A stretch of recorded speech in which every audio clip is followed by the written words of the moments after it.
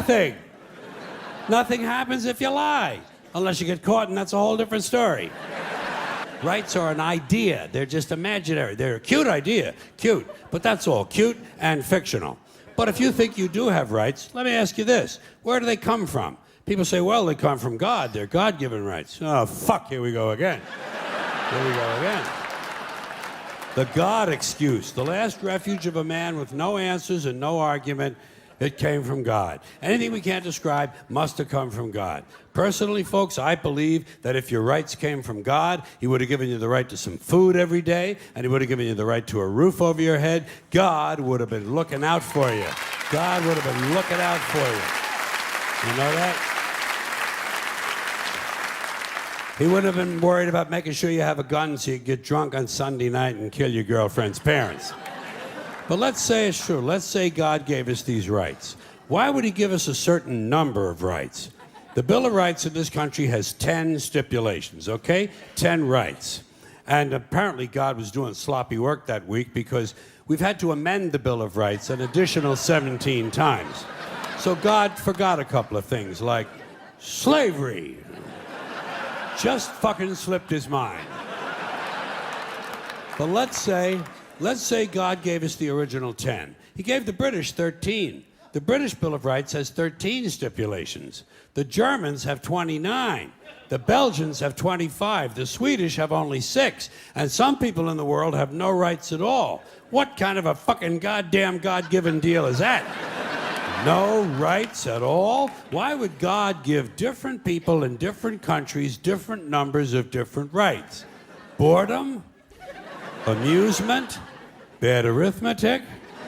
Do we find out at long last, after all this time, that God is weak in math skills? Doesn't sound like divine planning to me. Sounds more like human planning. Sounds more like one group trying to control another group. In other words, business as usual in America. Now, folks, here's something else I got a problem with. The 10 Commandments. Here's my problem. Why are there 10? You don't need 10. I think the list of commandments was deliberately and artificially inflated to get it up to 10. It's a padded list. Here's what they did. About 5,000 years ago, a bunch of religious and political hustlers got together to try to figure out how to control people, how to keep them in line. They knew people were basically stupid and would believe anything they were told, so they announced that God had given them some commandments. Up on a mountain, when no one was around, God had given them the 10 Commandments. But let me ask you this. When they were sitting around making this shit up, why did they pick 10? Why 10? Why not 9 or 11? I'll tell you why. Because 10 sounds official. 10 sounds important. They knew if it was 11, people wouldn't take it seriously. Say, what, are you kidding me? The 11 Commandments? Get the fuck out of here. But 10 sounds important. 10 is the basis for the decimal system. It's a decade. It's a psychologically satisfying number. The top 10, the 10 most wanted, the 10 best dressed. So having 10 commandments was really a marketing decision. And to me, it's clearly a bullshit list. It's a political document artificially inflated to sell better. I'm going to show you how you could reduce the number of commandments and come up with a list that's a little more workable and logical. We're going to start with the first 3, and I'll use the Roman Catholic version because those are the ones I was taught as a little boy. I am the Lord thy God. Thou shalt not have strange gods before me. Thou shalt not take the name of the Lord thy God in vain. Thou shalt keep holy the Sabbath. Right off the bat, the first 3, pure bullshit. Sabbath day, Lord's name, strange gods. Spooky language. Spooky language. Designed to scare and control primitive people. In no way does superstitious nonsense like this apply to the lives of intelligent, civilized humans in the 21st century. You throw out the first 3 commandments, you're down to 7. Next, honor thy father and mother. Obedience, respect for authority. Just another name for controlling people. The truth is, obedience and respect should not be automatic. They should be earned. They should be based on the parent's performance. Parent's performance. All right? Some parents deserve respect, most of them don't. Period. You're down to 6. Now, in the interest of logic, something religion is very uncomfortable with, we're going to jump around the list a little bit. Thou shalt not steal, thou shalt not bear false witness. Stealing and lying. Well, actually, these two both prohibit the same kind of behavior. Dishonesty, stealing, and lying. So you don't need 2 of them. Instead, you combine them and you call it thou shalt not be dishonest. And suddenly, you're down to 5. And as long as we're combining, I have 2 others that belong together. Thou shalt not commit adultery, thou shalt not covet thy neighbor's wife. Once again, these 2 prohibit the same kind of behavior, in this case, marital infidelity. The difference is coveting takes place in the mind, and I don't think you should outlaw fantasizing about someone else's wife. Otherwise, what's a guy going to think about when he's waxing his carrot? But marital fidelity is a good idea, so we're going to keep the idea and call this one, thou shalt not be unfaithful. And suddenly, we're down to 4. But when you think about it, honesty and fidelity are really part of the same overall value. So in truth, you could combine the 2 honesty commandments with the 2 fidelity commandments and give them simpler language, positive language instead of negative, and call the whole thing, thou shalt always be honest and faithful, and we're down to 3. Thou shalt, they're going away fast. Thou shalt not covet thy neighbor's goods. This one is just plain fucking stupid. Coveting your neighbor's goods is what keeps the economy going. Am I right? Your neighbor gets a vibrator that plays "O Come All Ye Faithful." You want to get one too. Coveting creates jobs. Leave it alone. You throw out coveting and you're down to 2 now, the big honesty and fidelity commandment, and the one we haven't talked about yet, thou shalt not kill, murder, the 5th commandment. But when you think about it, religion has never really had a big problem with murder. Not really. More people have been killed in the name of God than for any other reason. All you have to do... Sure.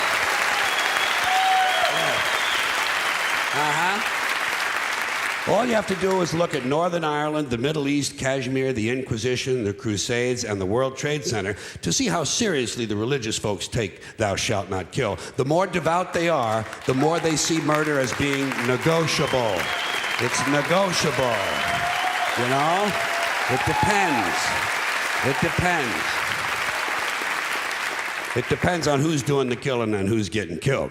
So, with all of this in mind, I leave you with my revised list of the 2 commandments. Thou shalt always be honest and faithful to the provider of thy nookie.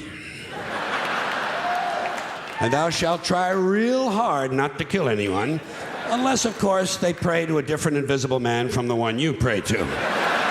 2 is all you need. Moses could have carried him down the hill in his fucking pocket. And if they had a list like that, I wouldn't mind those folks in Alabama putting it up on the courthouse wall. As long as they included one additional commandment, thou shalt keep thy religion to thyself. Catholics, which I was until I reached the age of reason.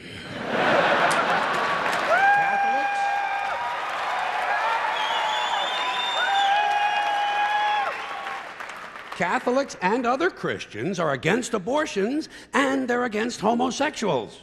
Well, who has less abortions than homosexuals? Leave these fucking people alone, for Christ's sakes. Here is an entire class of people guaranteed never to have an abortion. And the Catholics and Christians are just tossing them aside.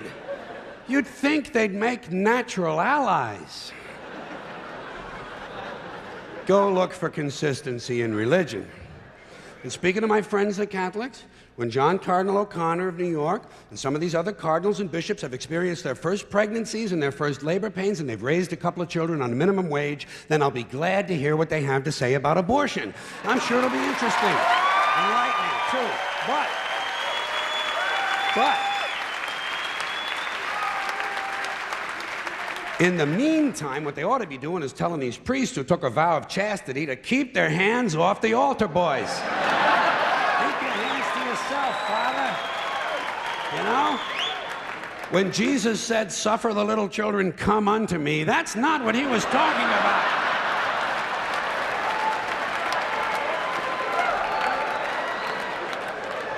So you know what I tell these anti-abortion people? I say, hey, if you think a fetus is more important than a woman, try getting a fetus to wash the shit stains out of your underwear. For no pay and no pension. I tell them, think of an abortion as term limits. That's all it is. Biological term limits. But you know, the longer you listen to this abortion debate, the more you hear this phrase, sanctity of life. You've heard that, sanctity of life. You believe in it? Personally, I think it's a bunch of shit. Well, I mean, life is sacred? Who said so? God? Hey, if you read history, you realize that God is one of the leading causes of death. Has been for thousands of years. Hindus, Muslims, Jews, Christians, all taking turns killing each other because God told them it was a good idea.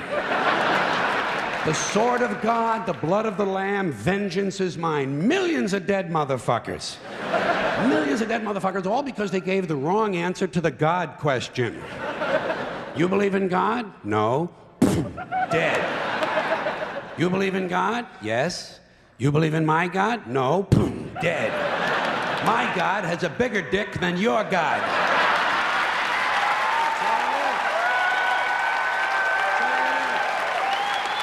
Thousands of years.